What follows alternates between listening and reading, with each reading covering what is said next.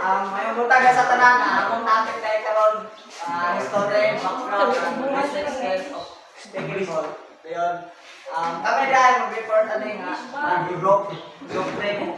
Dayon, what is pickleball? It's a fast-paced and exciting sport that has gained immense popularity in recent years. It has many similarities to tennis, badminton, and table tennis or ping pong. Para rin, pareha rin sila sa tennis. Okay. Kabalo siguro man ang panong nagdura ng sabot-sabot. Play on a level board with short handle, paddles, and preferably hollow plastic ball that is volley over low net. Para siya para sa bubura ang net dayon. Pareha ka po yung bola sa bola sa namin.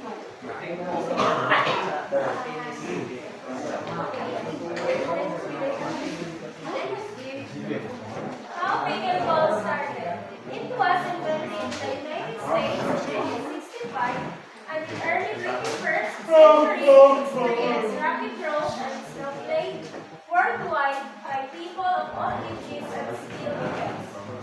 It was invented by a group of neighbors called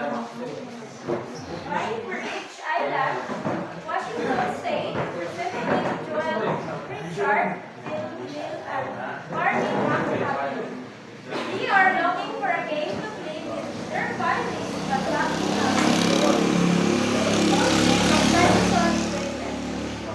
soon the group formulated the basic rules for pickleball.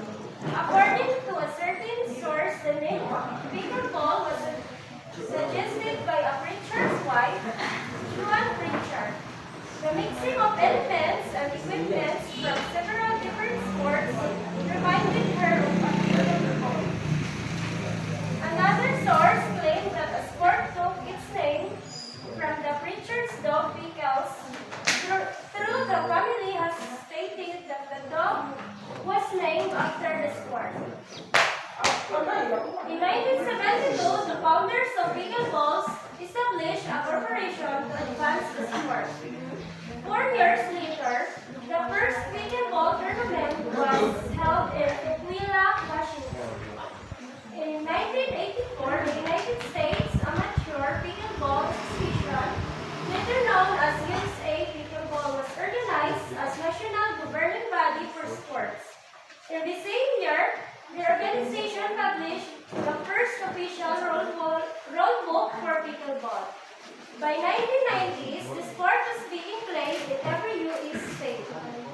In early 21st century, it has seen incredible growth and its wide appeal across age groups, lead community series, YMCAS, and retirement communities to add pickleball courts to their facilities. The sport is also included in their PE classes in schools. By 2022, pickleball was the fastest growing sport in the United States, with nearly 5 million participants. Same year number of athletes, including Tom Brady and LeBron James, invested in Major League Pickleball. In 2010, the International Federation of Pickleball, or IFP, was organized to help develop the sport and promote it around the world.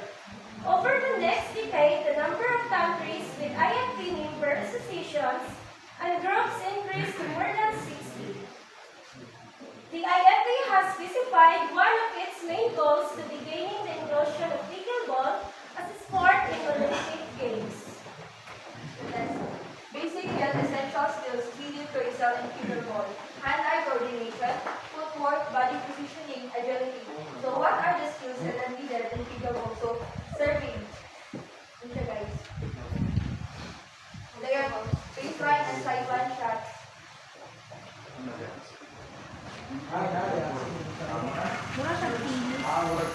Tapos, next volley.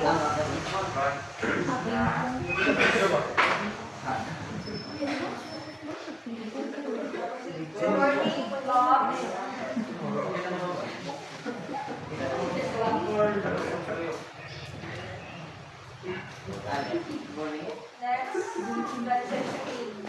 Boy.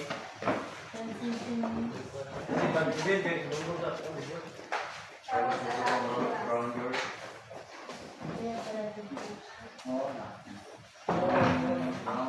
allowing for control shots, promotion, and delivery.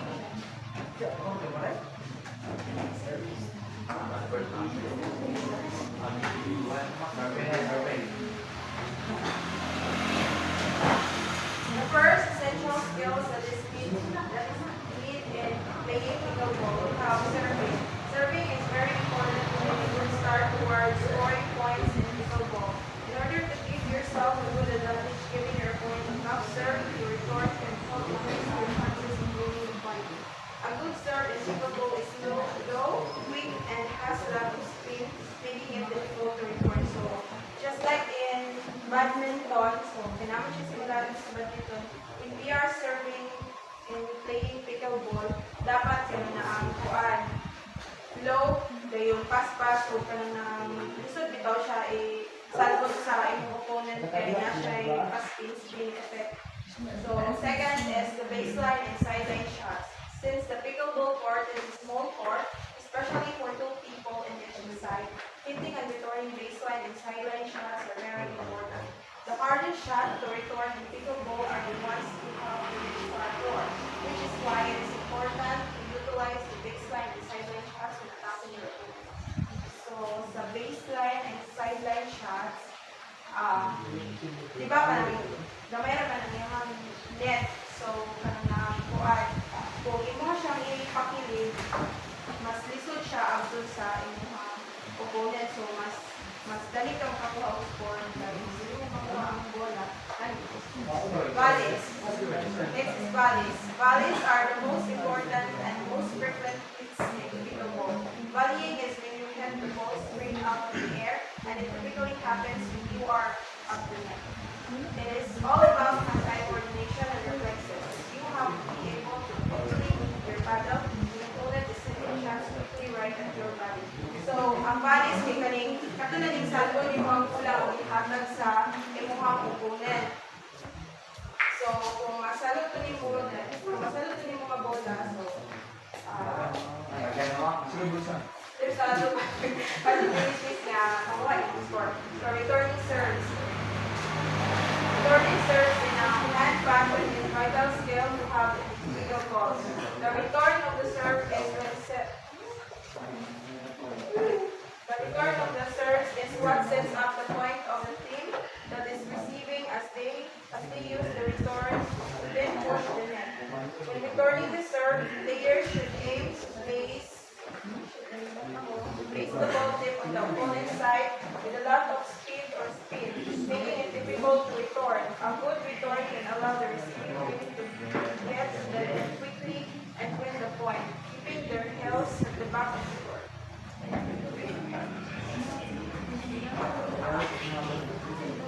Gloves. Gloves aren't vital for pickleball because if you master them, they can be very useful in matches. Gloves can be a strategy because if you don't use them for enough, the opponent is down. This is why gloves should be used in a serious situation but not transitioning. It is a very important part of pickleball. It is helpful by not losing exposure when you have if you don't transition well, it is hard to capitalize on your own opponent's mistakes. Attacking your opponent with an overhead shot or hard shot. In general, is key to putting away points. Short control shots. In longer rallies, it is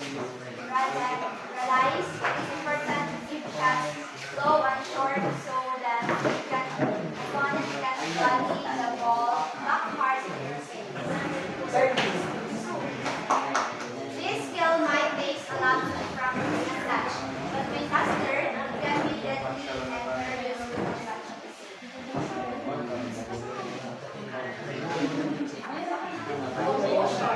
Pickleball is all about consistency and winning points when you have opportunities. The biggest way to lose composure by being lazy on the court. Communication. Communication comes in teamwork and it's very important, especially when we are playing with partners. Thank you. Let's go. Sa boto mo? Wala. Okay. Gamay, report.